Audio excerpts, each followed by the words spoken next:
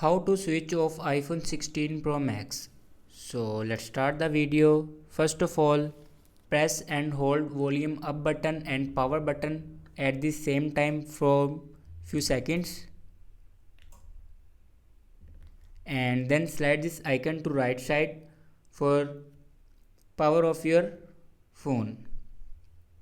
And another way to switch off your phone, simply open settings and then click on general and then scroll down in last, and here you can see the option shutdown. Click on shutdown and then slide this icon to right side for switch off your iPhone.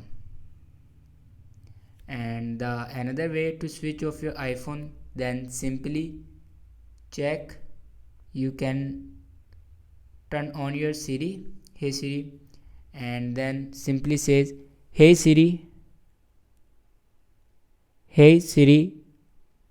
turn off,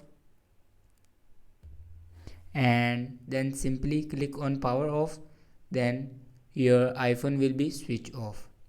So this is the way to switch off iPhone 16 Pro Max.